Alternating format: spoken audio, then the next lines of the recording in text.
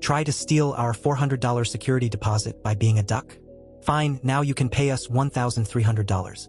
So this story takes place like 5 years ago, when my husband and I were broke college students with a young baby. We worked hard to afford our shitty little duplex, $600 per month, and necessities while trying to finish our degrees to one day get ahead. Our duplex was one in an entire neighborhood owned by a large company and managed by a super sketchy married couple who lived on the same street. Before our kid was born, we did the normal excited new parent thing of painting his nursery and decorating, blah blah. Our lease stated we needed permission to paint, which we obtained from the property manager, the husband of the couple. He insisted it would be fine, and, being young and naive, we didn't get it in writing because he was so chill about it. So we paint and move on with our lives. A little while later our lease was up and we had given notice to vacate as we were moving closer to my husband's school. The property manager was understanding, everything was fine, and we scheduled our move-out inspection. Prior to this inspection, we specifically asked him for the name of the paint color we needed to use when repainting the nursery. He flat out refused to give it, saying it was unnecessary to paint as we'd been there so long they'd be painting the whole duplex anyway. Okay, cool. Move-out inspection day comes and goes. We left the house in better shape than we found it, aside from a small area of torn carpet right along a seam in a doorway. The property manager inspected and said everything looked great, and we should get our whole deposit for $100, back minus a few bucks for the torn carpet. Sounds good, boss. Enter a period of weeks where we waited and waited for our deposit, eventually leaving messages upon messages with false promises or no return calls at all. Eventually, over a month later, this culminated in a phone call with the property manager where he said, and I remember this almost verbatim, "I don't know what you're so worried about anyway. It's only like $200 you're getting back." He cited the painted nursery and the huge mess left behind as deductions, and I coldly informed him we'd be going to court then because we didn't feel we owed for those reasons. The place was spotless when we left aside from the 6-pack of beer we left him in the fridge for being chill.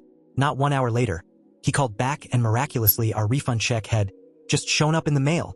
Already knowing he was trying to fuck us, we installed a recording app on my phone, one-party consent state, and went to the office. The check indeed was only for $200 of our deposit, and included no list of what they charged us for. Important detail. We intentionally goaded him into admitting that he had told us not to paint and that the house looked great on move-out, and went on our happy way, revenge plan already unfolding. We didn't cash the check and instead emailed the CEO of the entire property company, copying in the property manager, and detailing the entire process. The CEO sent back a smartass email with a cute little typed-up list of deductions, including all the things we were specifically told we wouldn't be on the hook for. A fun detail was that even by his own math, they owed us $230 of our deposit. No one really had an answer for why they then tried to issue a check for $200. But whatever. Joke was on him, because we began digging through all the state regulations on security deposits and refunds, hoping to prove that our length of stay meant he couldn't charge us for wear and tear things like carpet cleaning, etc. And in our search, we instead happened upon a statute requiring landlords to return security deposit refunds and an itemized list of deductions within 30 days. Or lose the right to withhold for actual damages and be subject to treble damages if the landlord is thought to be maliciously withholding the refund. So we typed up a demand letter for our entire security deposit, citing the statute, which he had broken because we didn't receive any refund offer or itemized list until 6 weekends later. And when he sent a smartass reply, we filed in small claims court for our entire deposit plus treble damages and court costs. Now, I don't know if it's clear at this point, but I can be really fucking petty if I feel like someone is trying to fuck with me. And it was clear this guy made a career out of stealing money from low-income renters who likely could never afford to fight it. I was pissed. I spent the next month before our court date compiling all email correspondence, in which he'd fucked himself over numerous times by providing written documentation that he exceeded time limits, charged incorrect amounts, etc. I also compiled phone records showing dozens upon dozens of unanswered and unreturned calls to the property manager and detailed accounts I'd made immediately after hanging up of lies from the property manager.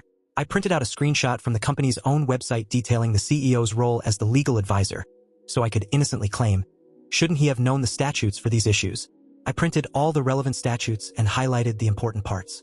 And then I made 3 fucking copies of everything and nicely compiled each in a binder complete with sleeve protectors and page numbers. One for our own reference, one for the asshole property manager and or CEO, we weren't sure who would show up, and one for the judge himself.